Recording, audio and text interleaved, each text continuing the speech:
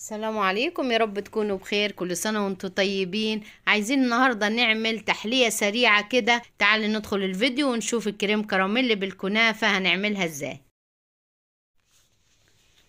هحط كوبايتين كده لبن، والعلبة بتاعت الكريم كراميل هنحط كوبايتين لبن، وهفتح علبة الكريم. هناخد الكيس اللي هو فيه الكريم راح احطه عليها. ادي حطيت الكوباية التانية، وافتح كيس الكريم كراميل الجاهز. سريع وتحلية سريعة. اما تكوني كده عايزة تعملي حاجة حلوة بسرعة نعملها سريعة كده في السريع. حطيت اهو الكيس واقلبها. هندوب فيها لغاية ما يدوب خالص على نار متوسطة، لغاية ما يغلي كده اهو. ابتدى يغلي، راح اطفي عليه النار ادام غلي. وهجيب كنافة عندي شايلاها في الفريزر، هفتفتها كده بتبقى سهلة. اشيلها في الفريزر فتبقى سهلة ان انا افتفتها خالص. نقطعها تقطيع يعني بسيط جدا عشان نحمرها كده. ديني بقطع فيها. برضو لو عندك كبة عايزة تعمليها في الكبة هتبقى سهلة، بس انا قلت يعني كمية بسيطة مش هتستاهل ان انا اطلع الكبة واقطعها فيها. هعملها بايدي معاكم برضو عشان اللي ما عندهاش كبة تعرف تعملها. هي سهلة وبسيطة. وحطيت حوالي نص كوباية سمنة بلدي. كمان لما تكون سمنة بلدي، او لو عايزة تعمليها بزبدة وسمنة مع بعض بس تكون الزبدة نوعها حلو هتدي طعم جميل جدا.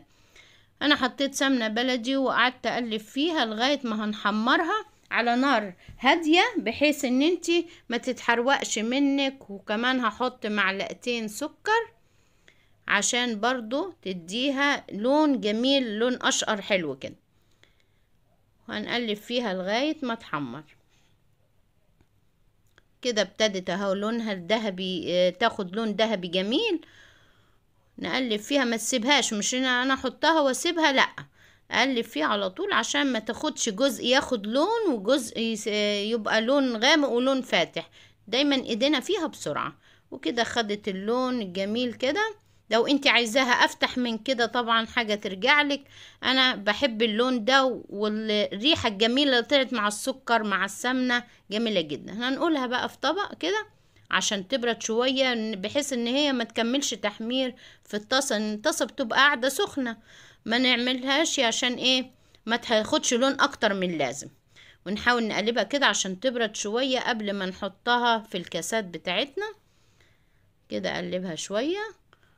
حضرت الكوبايات بتاعتي او الكاسات اللي انت عايزة تحطي فيها الاطباق، وهحط كده حوالي معلقة في الكاسة من تحت.